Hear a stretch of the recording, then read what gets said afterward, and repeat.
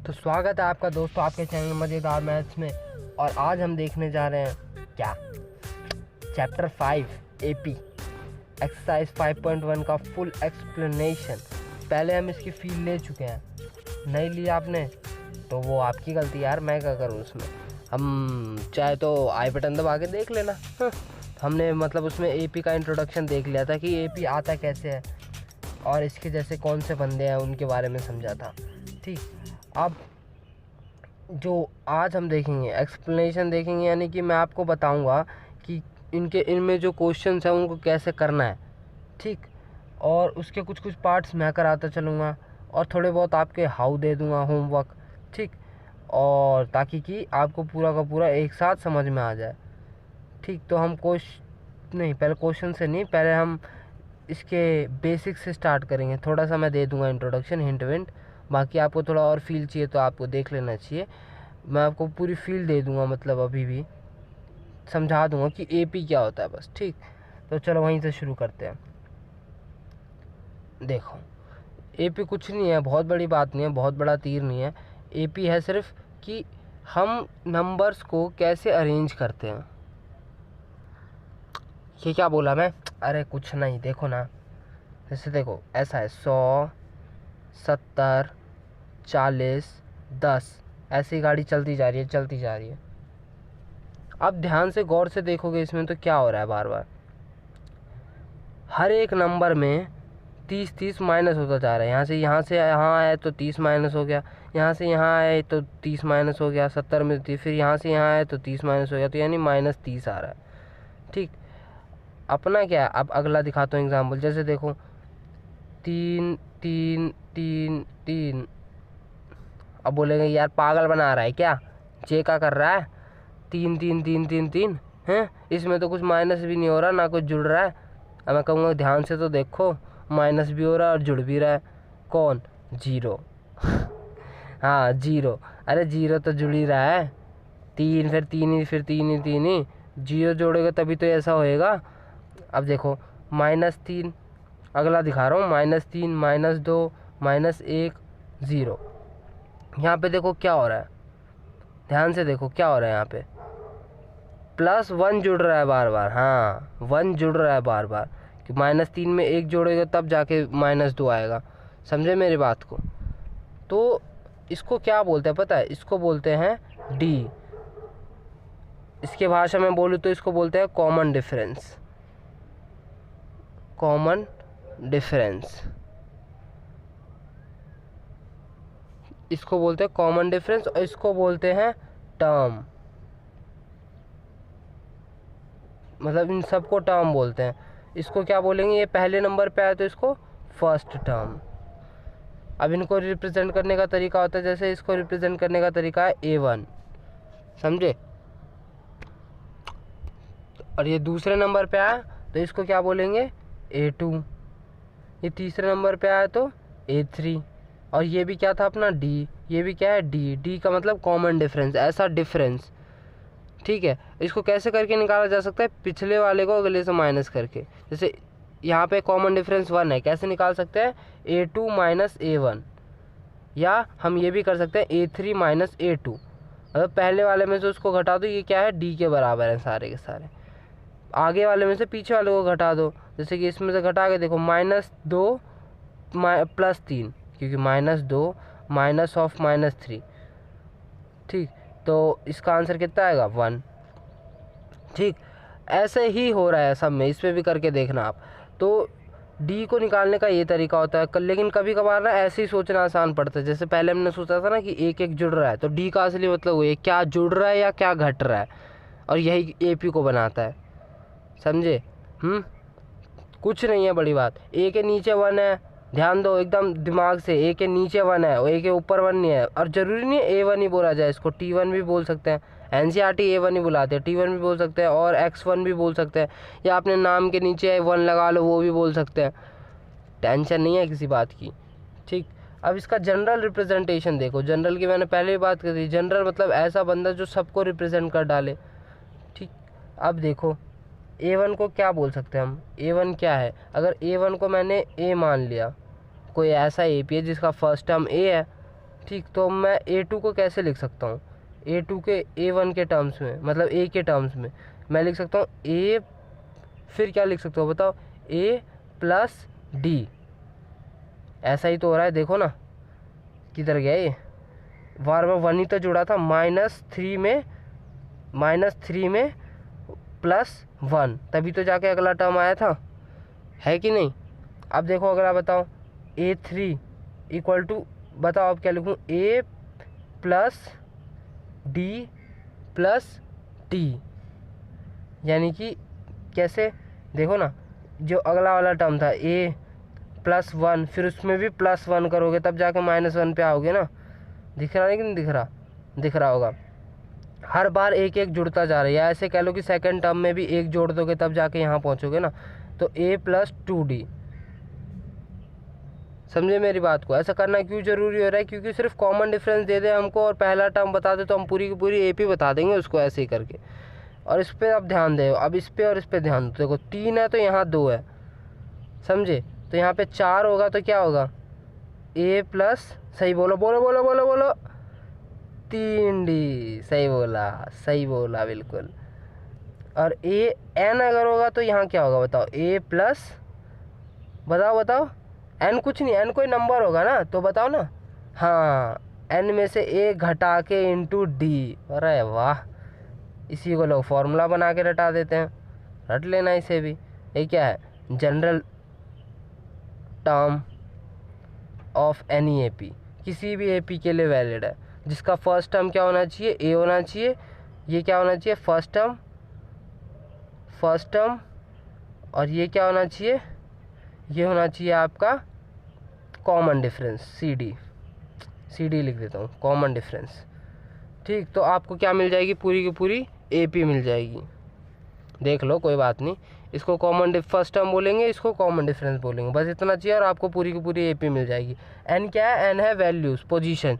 जैसे first term निकालना है तो N की वैल्यू 1, सेकंड टर्म निकालना है तो N की वैल्यू 2, थर्ड टर्म निकालना है तो N की वैल्यू 3, समझे, ऐसे ही करके चेंज करते जाओ और अलग अलग वैल्यू पाते जाओ। तो ये हो गया आपका, पहले बेसिक्स बताएं आपको। अब एक एक करके सवालों को उड़ाना शुरू करते हैं। तो अपन क्वेश्चन नंबर 2 से स्टार्ट करेंगे, 1 से नहीं। 1 से देखते ही आंखें बंद होने लग जाती है, क्योंकि उसमें दिमाग लगाना पड़ेगा आपको ज़्यादा, ठीक, क्योंकि वर्ड प्रॉब्लम्स है ना, तो उसको लास्ट में करेंगे अपन। पहले 2 से देखते हैं। तो देखो सवाल आएगा, ये लो दूसरा, यानी कि पहला सवाल। सोना नहीं यार, बोर नहीं होना है, जोक सुना देगा नहीं तो इधर आओ, आ जाओ। देखो अब AP लिखना है, 4 टर्म्स लिखने हैं AP के, या ऐसा ही समझ लो AP लिखना है, जिसका फर्स्ट टर्म दे दिया और सेकंड D दे दिया। यही तो हम कर रहे थे ऊपर, जनरल खेल रहे थे। तो उस जनरल से सोचो, पहले ऐसे ही सोच लो। AP क्या होता है, पहला टर्म लिखते हैं, याद हो तो। AP में हर बार D जुड़ता जाता है, तो 10 में और 10 जुड़ेगा तो 20, फिर और 10 जुड़ेगा तो 30, और जब 10 जुड़ेगा तो 40, ऐसे करके और भी लिख सकते हैं, लेकिन 4 ही बोला तो 4 पे ही छोड़ दिया। अब जनरल से सोचना, सोचो पहला टर्म क्या होता है, A, अभी छोड़ के आया ना ऊपर ऊपर ऊपर ऊपर ऊपर, देखो ना, जनरल AP A, फिर उसके बाद A + D, फिर A + 2D, ऐसे ही तो होता है। पहला टर्म A, फिर दूसरा टर्म A + D, फिर A + 2D, फिर A + 3D, 4 टर्म ही तो लिखने थे। जित कौन सा हुआ टर्म, -1 × D, समझे। आप तो ये आदत पड़ जाएगी। 10, फिर 10 + 10 20, 10 + 2 × 10, 10 + 2 × 10, 20 + 10 30, ऐसे ये 40, सेम आंसर आएगा दोनों लॉजिक से। यही है जनरल इसको, इसी को बोलते हैं। और यही अगर लास्ट तक सोचोगे ना तो ये हो जाएगा AN क्या होगा, A + n - 1 × D, nth term, मतलब ऐसा हुआ टर्म जिसके लिए तुम वैल्यू बोलो, n की वैल्यू तुम रख लो कुछ भी, ये सबके लिए है, सबके लिए। ये इसको भी ला सकता है, ये इसको भी ला सकता है। कैसे, n की वैल्यू 4 रखो, क्योंकि 4th टर्म है नहीं, 4 रखोगे तो क्या हो जाएगा, A + 4 - 1 × D, यानी A + 3D, दिख गया होगा। चलो आ जाओ। अब क्या, A की वैल्यू -1 दे दी अगले को सवाल में। ये देखो चौथा सवाल है, बाकी बीच के स्किप करे मैंने, क्योंकि वो आप खुद करोगे, हाउ है आपका, हाउ। और D की वैल्यू है 1/2। AP लिखनी है, बहुत आसान है यार। पहले तो पहला टर्म लिख लो, पहला टर्म क्या होता है A, फिर दूसरा टर्म क्या होता है, दूसरा टर्म होता है इसको जोड़ना है बार बार, ऐसे भी सोच सकते हैं ना, इसको जोड़ना है। -1 में आधा जोड़ोगे तो कितना आएगा, जोड़ लो, -1 में आधा जोड़ोगे तो कितना आएगा, -1 में आधा जोड़ोगे तो आधा आएगा, माइनस आधा आएगा, है कि नहीं।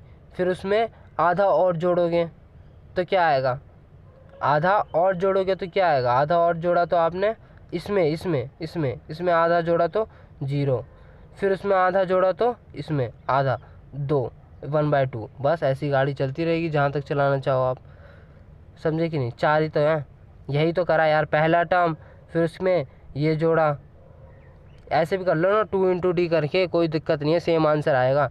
ये तो मैंने ऐसी लॉजिक से समझा दिया ना आपको, हर बार कुछ ना ये जो है जुड़ता जाता है हर बार अगले वाले में, मतलब इसमें जोड़ा तो -1/2, फिर इसमें जोड़ा तो 0, फिर इसमें जोड़ा तो 1/2, ऐसे ही करते जाओ। ठीक, जो सा पसंद आए उस तरीके से कर लो। अब देखो अगले क्वेश्चन की तरफ बढ़ते हैं। अब देखो ये रहा तीसरा सवाल। अब इसको कैसे करना है, इसमें भी दो मतलब मैंने अब उठा लिया आपका, ये कौन सा पार्ट था, ये पहला पार्ट है और ये है आपका आपकी बुक का, मतलब आपकी बुक के हिसाब से ये है चौथा पार्ट, बीच के बच्चे सारे हाउ, समझे। अब देखो डी और ए कैसे काम दे रहा है, ए और डी पहचानने के लिए हंस हंस के मर जाए यहीं पे। ए की वैल्यू 3, डी क्या होता है जो हर बार जुड़ता जाता है, इसमें देखो क्या जुड़ नहीं रहा है, इसमें घट रहा है, क्या घट रहा है, -2 होते जा रहा है, तो डी की वैल्यू -2 नहीं दिखा, तो ऐसे देखो ना, डी ऐसे निकलता है जैसे बताया नहीं था मैंने, A2 - A1, A1 क्या है यहाँ पे 3, A2 क्या है 3, सॉरी 1, तो 1 -3, तो आंसर क्या आया -2। सवाल समाप्त। अगर आपको बोले ना कि ये AP है कि नहीं है ये पता करो, तो आपको क्या करना पड़ेगा, A3 - A2 भी करके देखना पड़ेगा, दोनों से सेम आंसर आना चाहिए। यहाँ पे करोगे तो आ ही जाएगा, शायद इस क्वेश्चन में भी बोला हो, मैंने उतना ध्यान नहीं दिया, पर मेरे को डी और ए का याद है बस। तो क्या करना पड़ेगा, यहाँ देख ही लो ना, -1, फिर क्या करोगे, A3 ये है, A2 क्या है ये, तो -1, तो आंसर क्या है -2। समझे, इतना आसान है। ऐसे करके दो कर दो, दो से ज़्यादा मत करना, 2 करोगे ना अपने आप पता लग जाएगा कि AP है कि नहीं है। अब इसका A बताओ, इसका A हो गया 0.6 और इसका D क्या हो जाएगा 1.7 - 0.6, अगला वाला माइनस पिछला वाला, अगला वाला माइनस पिछला वाला, जैसे इसको करोगे तो अगला वाला माइनस पिछला वाला, सब में आंसर सेम ही आएगा। अब इसको सॉल्व करो, बहुत बड़ा काम है, 7 में से 6 गया 1 और 1 में से 0 गया तो 1 ही आएगा, तो इसका कॉमन डिफरेंस क्या है, CD 1.1, जिसको D से रिप्रेजेंट किया जाता है। ठीक, यहीं पे सवाल समाप्त। अगले सवाल की तरफ प्रस्थान करा जाए। अब देखो अगले सवाल में क्या है, सीधे सीधे अब ये वाला वही सवाल है, D बताना है and right 3 more terms if they form AP, मतलब कि अगर ये AP बना रहे हैंगे तो आपको 3 टर्म भी बताने हैंगे, समझे हैंगे, नहीं समझे हैंगे लगता है, समझाएंगे हैंगे छोड़ो। D कैसे फाइंड आउट करते हैं अभी देख चुके हैं हम, वैसे तो ना कई AP को हम देख के ही पता लगा देंगे कि AP है कि नहीं है, इसको देख के पता लगा सकते हो, हम पता लगा सकते हैं हम, तो देखो ना 2 में 2 मल्टीप्लाई करेंगे 4 होगा, आप बोलेगा प्लस करेंगे तो भी तो होगा। AP क्या होता है, जिसमें प्लस या माइनस करके कुछ ना कुछ आ रहा होता है, बस यही डेफिनेशन पकड़ो AP की, जिसमें प्लस माइनस करके हर बार, पर ये भी याद रखना हर बार सेम चीज़ को प्लस या माइनस किया जाता है। तो यहाँ पे आप कह दोगे +2 भी किया जाता है, मैंने कहा चल मान ली तेरी बात, इसमें +2 किया तो 4 आया, पर फिर +2 करते तो 6 आता ना, 8 थोड़ी आता। तो देखो ना हर बार 2 मल्टीप्लाई हो रहा है, 2 दूनी 4, फिर 4 दूनी 8, फिर ऐसे 8 दूनी 16, ऐसे ही करते करते खेल चल रहा है इसका। ये AP नहीं है असल में, ये GP है, ज्योमेट्रिक प्रोग्रेशन, ये आपको 11th में पढ़ना पड़ेगा अगर आपने मैथ वैथ से रखा लगाव तो देखो इसको कैसे करने का है, पर देखने के नंबर थोड़ी मिलेंगे, पेपर में करवाएगा वो आपसे, तो करना कैसे, करना ऐसे है कि A2 - A1 कर लो, चाहे तो और सुंदरता के लिए डिफाइन कर लेना, पहले A2 क्या है फिर A1 क्या है, तो A2 - A1 करा आपने, इसको D को छोड़ दो, A2 - A1 करा तो 4 - 2 तो आंसर आया 2, फिर करना A3 - A2, अगले वाला माइनस पिछले वाला, 8 - 4, तो क्या आंसर 4, तो इसका कॉमन डिफरेंस बराबर नहीं है, इसका कोई कॉमन डिफरेंस है ही नहीं, तो ये क्या है नॉट एन AP, ये AP हो ही नहीं सकता, कतई नहीं हो सकता। ठीक, जैसे अगला सवाल देखो, अगला सवाल क्या है, 2 5/2, 3 7/2, अब इसके बारे में बताना। अब इसे भी आप देख के पता लगा सकते हो। कैसे? ऐसे देखो ना, ये सबके नीचे कंपेयर करना है तो नीचे 2 लाना पड़ेगा। तो इसको देखो, सोचो 2 से मल्टीप्लाई करोगे, 2 से डिवाइड, तो 2 से डिवाइड करा, 2 से मल्टीप्लाई करोगे तो 4 हो गया। फिर 3 से इसको मल्टीप्लाई, 2 से डिवाइड और फिर 2 से मल्टीप्लाई, तो ये हो गया 6। माइनस करके भी ला के दिखाऊंगा, तो ये हो गया 6 और ये हो गया 4। तो देखो 4, 5, 6, 7 हर बार जुड़ रहा है ना। क्या जुड़ रहा है? हर बार आधा आधा जुड़े जा रहा है हर बार। हाँ, 1/2 ही तो जुड़ रहा है। कैसे निकालना है? छोड़ो ना, आप ऐसे कर लो, A2 माइनस A1, फिर A3, 2 तो करना ही पड़ेगा, A3 माइनस A2। ये कितना था? 5/2 माइनस 4/2, 4/2। उसको एलसीएम लेके सॉल्व करोगे एक ही बात होगी, तो आएगा आंसर 1/2। और इसको सॉल्व करेगा तो यहाँ से भी आ जाएगा 1/2। 6/2 माइनस 5/2, तो 6 माइनस 5 1/2। समझे? यहाँ से भी आंसर आएगा 1/2। अब अगले टर्म्स लिखने हैं, अगले 3 टर्म्स लिखने हैं, वो तो लिख ही लोगे। 7/2 में और 1/2 जोड़ लेना, 8/2, फिर 9/2, फिर 10/2, और उसको सॉल्व कर लेना 10/2 को। बस सिंपल है। हाँ, आगे बढ़ते हैं। अब इसी के और पार्ट्स देख लो। बाकी छोड़ दिया मैंने, बीच में जो छूटे हुए पार्ट्स हैं वो आपके लिए हुआ है, क्योंकि वो हलवा है कुछ नहीं इन सवालों में। ये भी वैसे आसान ही है, इसमें करना क्या है देख लो ना। ये आप देखो, इसमें डायरेक्ट नहीं पता लग रहा कि क्या जुड़ रहा है क्या घट रहा है, तो क्या अपने पास डी निकालने का तरीका नहीं है? A2 माइनस A1 क्या होता है? तो 0.22 माइनस 0.2। तो बड़े प्रेम से आंसर निकालोगे इसका आंसर क्या आ जाएगा? इसमें से इसको घटाओ तो इसका आंसर आएगा 0.02। और क्या कर सकते हो? A3 minus A2, A3 minus A2 क्या कर दोगे? A3 0.222 minus 0.22। अब क्या करेंगे? 0.001 नहीं रे, 002। ये है क्या? अरे नहीं यार, ये 10 का डिवाइड का डिफरेंस है। देखो ना, 0/2 इधर भी है, तो ये क्या है? ये AP नहीं हैगा। चलो आगे बढ़ते हैं। अब इसमें क्या है देखो, इससे तो वैसे भी देख के पता लग रहा है। देखो इसमें 3 मल्टीप्लाई हो रहा है, आपको 2 जुड़ रहा है। अरे यार, इधर 2 नहीं जुड़ रहा है, यहाँ 5 आता नहीं, तो 3 मल्टीप्लाई हो रहा है, 3, फिर 9, 3 से मल्टीप्लाई कर 9, फिर 9 से 27। देख के पता लग रहा है, फिर भी करना तो है ही। तो A2 माइनस A1, तो इसको करें 3 minus 1 2, A3 minus A2, A3 minus A2 करके क्या मिलेगा आपको? 9 माइनस 3 6। तो ये भी नहीं है AP। ठीक, अब अगले वाले पे चलते हैं। अगले वाले को देखते हैं, आपको लगेगा हाँ A से मल्टीप्लाई हो रहा है 12। मैंने कहा नहीं, A से मल्टीप्लाई नहीं हो रहा है। देखो ना, A में A जुड़ेगा 2A, फिर A जुड़ेगा तो 3A, मल्टीप्लाई तो होता तो A²। ये वाला खेल बनेगा, ये नहीं है AP। एक साथ निपटाते चलो ना। देखो तो इसको कैसे करेंगे? 2A minus A। अब बार बार वही नहीं करूँगा यार। देखो ना, A2 माइनस A1 ये तो लिख ही सकते हैं अपन, तो ये हो जाएगा A। अब इसको करोगे 3A माइनस 2A, तो ये भी क्या हो जाएगा? A। है कि नहीं? आसान है बिल्कुल है। इधर आओ, इधर तो यही करने की ज़रूरत नहीं है, यही करो ना आप। A² माइनस A, फिर A³ माइनस A, तो वो तो बनेगा ही नहीं, किसी हालत में नहीं बनने वाला। A² माइनस A करके वही थोड़ी आना है। देख लो, चलो फिर भी देख लो, आ जाओ। इसको कहाँ नीचे दिखाता हूँ आपको, किधर दिखाऊँ? अरे रे रे रे, इधर आ जाओ। ये हो जाएगा A² माइनस A, यही तो होगा। A2 माइनस, कॉमन ले लो तो A minus 1, A³ minus A²। फिर क्या करना है यहाँ पे क्या करना है? A² कॉमन ले लो, फिर क्या बचा? A minus 1। आप कहोगे A माइनस 1 बच गया, यस यही तो आंसर है। नहीं, A² है ना इधर। ध्यान से देखते नहीं, फिर बकवास करते हो। देखते करो ना ढंग से। हाँ शाबाश, सॉरी, अरे यार मजाक। चलो ये हो गया। ये भी नहीं है AP। आगे बढ़ो, AP है क्या? अब देखो, हाँ इसको कैसे करना है? ये लगे आपको स्क्वायर माइनस करके दिखाऊं मैं? अरे यार, ये तो ये था। इसको देखो ना, इसको सॉल्व कर लो पहले। 1 का स्क्वायर 1, 3 का स्क्वायर 9, 5 का स्क्वायर 25, 7 का स्क्वायर 49। कभी हो सकता है? ये नहीं हो सकता, देख लो ना। 9 माइनस 1 8, 25 माइनस 9, 25 माइनस 9 बहुत बड़ी दुविधा। 25 माइनस 9 करने के लिए 16 यार। तो देख रहे हो कभी हो रहा है क्या है? मच्छी मरेगी। 8 16 सीधे डबल होते जा रही हैं चीज़ें, तो ये भी AP नहीं है। अब इसको सॉल्व करने में थोड़ा सा दिमाग लगेगा, बस थोड़ा सा। हाँ कुछ नहीं, इसको सॉल्व करो ना। रूट 8 को कैसे सॉल्व करोगे? रूट 8 को कई लोग पता होगा। 2 इसको कैसे लिखेंगे? 2√2 2√2 अरे नहीं, कैसे लिखेंगे 2? देखो ना, रूट 8 को ऐसे करो ना, 8 2 2 जा 4 2 2 जा 2 1 जा 2। अरे गलत कर दिया। 2 4 जा 8 2 2 जा 4 2 1 जा 2।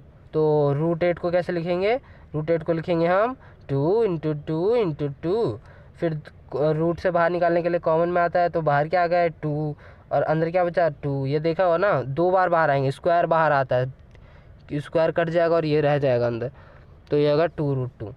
ऐसे 18 को सॉल्व करोगे तो कितना होता है? देखो 9 × 2 3 का स्क्वायर, 9 क्या होता है? 3 का स्क्वायर, तो 3 बाहर आ जाएगा × 2। ये तो करो ना, थोड़ा सा दिमाग लगाओ। और ये कितना हो जाएगा?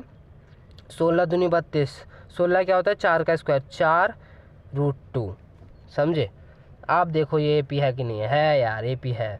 कैसे देखो तो सही, इसमें करो a2 - a1। तो a2 क्या है? 2√2 - √2, तो ये हो गया √2। अरे सॉरी यार, गंद मच गया थोड़ा सा, पर संभाल लो ना आप, मेरा काम है समझाने का, समझ में तो आ ही रहा होगा। a3 - a2 क्या हो जाएगा? a3 - a2 किधर गया रे? 3√2 - √2। इसमें तो कंफ्यूज नहीं हो रहा है, इसमें क्या हो रहा है? ये कैसे हो रहा है? इसमें तो कंफ्यूज नहीं हो, थोड़ा सा इधर खींचो। ये हो जाएगा √2। अरे ये ऐसा ही है, क्या बोलूँ मैं इसको? अरे यार ये 2√2 था, √2 आया। अरे ये वैसे ही है, 2√2 - √2। √2 को ऐसे समझो कि 2 एप्पल, √2 = एप्पल मान लो, तो 2 एप्पल माइनस ये क्या है? 1 एप्पल, तो कितने एप्पल? 1 एप्पल।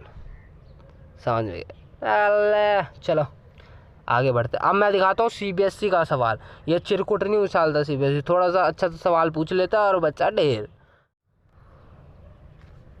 देखो सीबीएसई कैसे चीज़ें पूछता है, पढ़ो तो सही। The ended term of the AP is 6n + 2, find the common difference. बच्चा भूचाल भौचक का, यार इतने क्वेश्चन कर लिए एपी के, वो हमने पूरी एक्सरसाइज भी कर ली थी, ये कहाँ से आ गया? ये तो है ही नहीं किसी एक्सरसाइज में। समझाऊँ मैं? बहुत आसान है, थोड़ा सा दिमाग लगाओ, ख़त्म है सवाल। कैसा है सवाल? बोल रहा है an = 6n + 2। अभी पढ़ा था हमने, एंडेड टर्म इसी को बोलते हैं। वैसे इसकी शॉर्ट ट्रिक भी है, पता है क्या? इसका आंसर क्या है? हाँ, शॉर्ट ट्रिक बताओ पहले। नहीं, पहले तो मेन मेथड पे आओ, वही तो सही जाएगा। अभी आई मर गया। एन सॉरी, वो घुटने में थोड़ी सी चटक आ गई थी। सॉरी, चलो आ जाओ। फिर आप क्या करते थे? इसके अगले वाले में से an है तो कौन सी बड़ी बात होगी? जैसे ए हमें d निकालना होता है तो क्या होता है? अगले वाले में पिछले वाले को माइनस कर देते, जैसे a3 - a2 a2 - a1, मतलब अगले वाले में से पिछले वाले को माइनस करेंगे। अगर ये n है तो इसका अगला टर्म क्या होगा?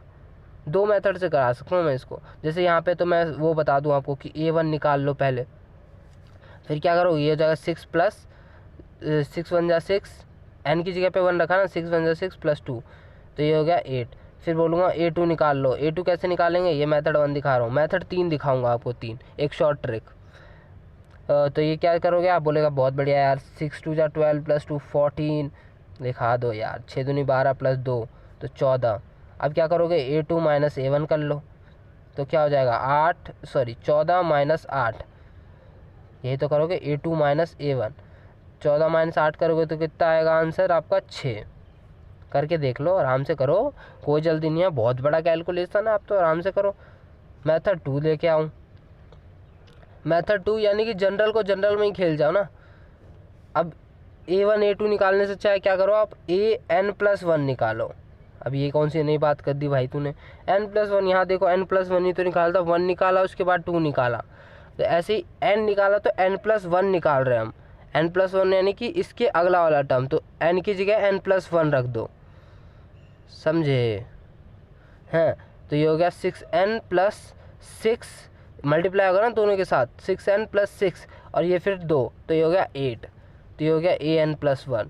अब d कैसे निकालते हैं? d होता है आपका an + 1 - an, यही तो करा है, a2 - a1, यानी n के बाद a वाला एक टर्म माइनस पिछला वाला टर्म, तो ये कितना हो जाएगा, ये कितना है 6n minus sorry plus 8 minus, और ये an की वैल्यू क्या है 6n प्लस 2, तो 6n से 6n कट जाएगा, दोनों को ब्रैकेट में लो, 6n से 6n कट गया, और ये माइनस का 2 और 8 माइनस 2 6। ये है जो किताब में दिया रहता है मेथड, ये भी कर सकते हो, ये भी कर सकते हो। और अब जो बताऊंगा वो तो प्यार हो जाएगा। क्या मैं बोलने जा रहा हूँ कि जो इसके आगे लिखा है, n के आगे लिखा है वही आंसर है हर बार। देख लो D 6, जो n के आगे लिखा है वही आंसर होता है इसमें, हमेशा वही कॉमन डिफरेंस होता है। हाँ क्यों, देख लो ना, यही लॉजिक समझ में आ जाएगा। यहाँ पे 2 है ना, ये सब कुछ कट ही जाता है, सिर्फ यही रह जाता है जो इससे मल्टीप्लाई होता है। अरे हाँ यार, ये हो जाएगा 6 प्लस 2, यही तो लिखा हुआ है। तो यहाँ पे देखो ना, इसको इससे मल्टीप्लाई माइनस करोगे तो 6n से 6n कट गया, 2 से 2 कट गया, सिर्फ 6 ही तो बच गया, इसलिए तो 6 ही आंसर है, समझे। और 8 माइनस 2 करा 6, वही तो एक ही बात है। तो ये 6 ही आंसर इसलिए आता है, जो आगे लिखा होता है वही आंसर होता है, बाकी बात सब कुछ कट जाता है। और ये किसी के लिए भी वैलिड है, बस शर्त कि n टर्म स्क्वायर में नहीं हो, ऐसा नहीं हो जैसे कि ऐसा हो जाए कि कभी 2n स्क्वायर प्लस 3 हो जाए, तो ये वाला मेथड नहीं वैलिड होगा, ये जो आगे है वो आंसर नहीं होगा, समझे। और ऐसा होगा भी नहीं, डी कभी ऐसा आता ही नहीं, सॉरी डी कह रहा हूँ, हाँ n टर्म कभी ऐसा आता ही नहीं, लीनियर ही होता है, वो लीनियर होना चाहिए, टेक्निकल वर्ड लीनियर। ठीक, अब आपके सामने क्वेश्चन 1 लाता हूँ, फील लेंगे उसका और कर डालेंगे उसको भी, ठीक है। पेपर में नहीं आता लेकिन फील तो चाहिए ना, तो आ जाओ करते हैं ना। एक देखो, इमेजिन करना है यार, वर्ड प्रॉब्लम्स, किसी भी वर्ड प्रॉब्लम्स का तोड़ बताता हूँ मैं। सबसे बढ़िया तरीका है इमेजिन करना, अपने आप हो जाएगा सवाल। देखो एक टैक्सी फेयर, इसमें करना क्या है, पहले सवाल में ये था, पहले क्वेश्चन में ये था कि आपको जो लिखा हुआ है वर्ड्स में उसको इसमें पिरोना है, एपी जैसा कुछ होगा, तो आपको बताना है कि वो एपी है कि नहीं है। मतलब वर्ड्स में लिख लोगे ना, जब वर्ड्स कह रहा हूँ, जब उसको मैथमेटिकली लिख लोगे, फिर उसके बाद आपको A2 माइनस A1 करना है, वो जो हम करके आए इतनी बार, उससे हमको क्या पता चल जाएगा कि AP है कि नहीं है, तो यही करेंगे। देखो imagine the taxi fare after each kilometre when the fair is, क्या बोल रहा है, the taxi fare after each kilometre when the fair is ₹15 for the first kilometre. तो जो ये बता रहा है, जो टैक्सी फेयर है आफ्टर ईच किलोमीटर, ये यहाँ की लाइन है और बीच में ये वाली लाइन घुसेड़ दी जानबूझ के टेढ़ा मेढ़ा बनाने के लिए। Fair is when the fair is ₹15 for the first kilometre. अच्छी इंग्लिश वाले तो समझ गए होंगे, है ना। तो fair is ₹15 kilometre for the first kilometre, यानी कि आप ऐसे टैक्सी वाले के पास गए जहाँ पे वो लेता है ₹15 पहले किलोमीटर के लिए, and ₹8 for each additional kilometre. ये फेयर के बारे में टोटल बात कर रहा है, जिसका पहला किलोमीटर के लिए अगर आप चले, आप बैठे बोले भैया मेरे को जाना है, मेरे घर पे 1 किलोमीटर दूर है, तो वो आपसे ₹15 लेगा। पर अगर आपका घर उससे ज़्यादा दूर हुआ, जैसे ही 2 किलोमीटर हो गया, तो हर उस किलोमीटर के लिए वो सिर्फ ₹8 लेगा। तो आपके फेयर्स के उसके अकॉर्डिंग चेंज होते जाएंगे। जैसे कि मान लो आप चढ़े और बोले मेरा घर तो इतना ही दूर है, तो फर्स्ट किलोमीटर के लिए आपके कितना हो जाएगा, फेयर ऐसे लिख दोगे, फेयर फॉर, सोल्यूशन लिख देता हूँ, खो जा रहा, फेयर फॉर फर्स्ट किलोमीटर के लिए फेयर कितना है, ₹15। आपका घर 1 किलोमीटर में ही आ गया, ख़त्म करो बात, दे दो उसको, पैसा ख़त्म होगी। फर्स्ट किलोमीटर के लिए इतना तो ले ही लिया उसने। फेयर फॉर सेकंड किलोमीटर, अब इसमें क्या बोला कि अगर 2 किलोमीटर आप चल गए, आप बैठे रहे, आपका घर 2 किलोमीटर दूर है, तो आपने क्या, उसका क्या हो जाएगा, ₹15 में कितना ऐड कर जाएगा, उसका ₹8 ऐड हो जाएगा, है कि नहीं। ₹15 में, क्योंकि अब हर किलोमीटर के लिए वो ₹8 लेगा। तो इसको अगर मैं ए बोल दूँ, ध्यान से देखते चलो, इसको क्या बोल दूँ मैं, इसको A1 बोल देता हूँ और इसको A2 बोल देता हूँ। बस एक और निकाल लो तो वेरीफाई कर लेंगे हम।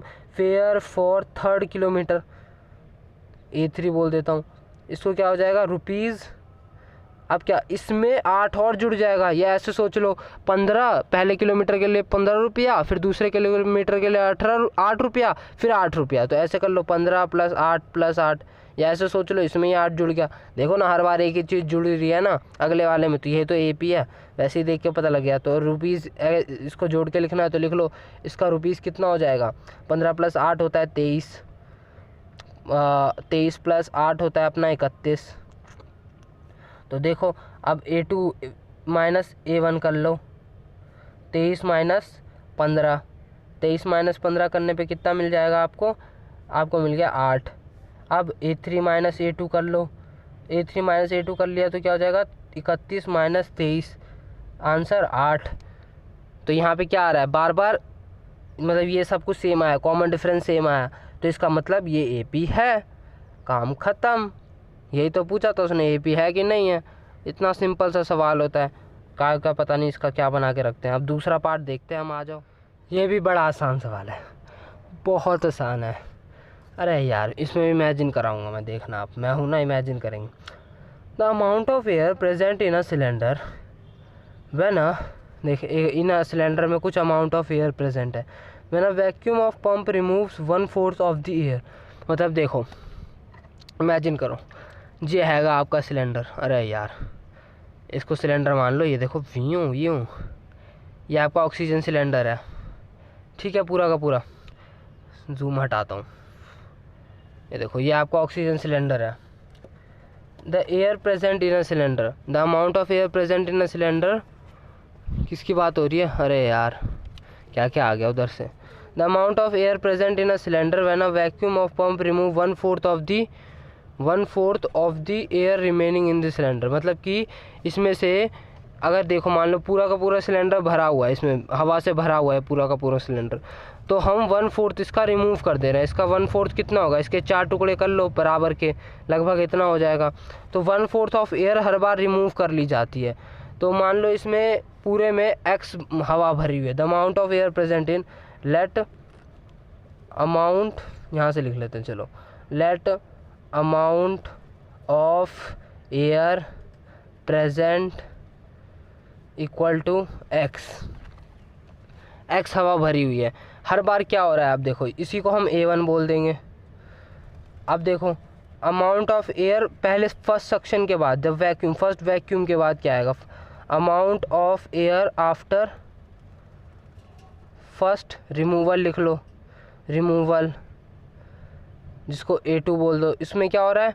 फर्स्ट रिमूवल के बाद जो x हवा है, x में से निकालोगे ना, x जो हवा है उसमें से करके निकाल दी गई, x माइनस इसका 1/4 निकाल दिया गया। किसका 1/4? इस हवा का ही 1/4 ना। तो अमाउंट ऑफ एयर ही तो x है, तो इसका x/4, इससे मल्टीप्लाई करोगे ना x/4 से, तो यही हो गया x/4। अब इसको वो करोगे तो ये 3/4x। अब इसमें हवा कितनी बची? इतनी सी, 3/4x, इतनी हवा बची है। अब बार बार क्या किया जा रहा है? Removes 1/4 of the air remaining in the cylinder. Bar bar remaining जितना हवा बच रहा है उसका 1/4 निकाल दिया जा रहा है। तो अब देखो, amount of air after second removal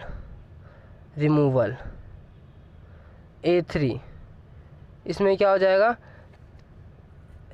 इसमें से 1/4 यही वाली हवा निकलेगी, समझे? नहीं समझे? तो 3/4x, जो 3/4x हवा बची है, उसी 3/4x में से तो उस हवा को निकालोगे, तो इसी 3/4 का 1/4, यानी इस 3/4 का 1/4, मान लो इतनी सी बोतल बची है आपकी, 3/4 का 1/4 कितना हो जाएगा? इतना हवा निकाल दिया आपने, क्योंकि नीचे की बोतल तो मतलब ही नहीं है, क्योंकि उधर तो हवा पहले ही निकल चुका है उधर का।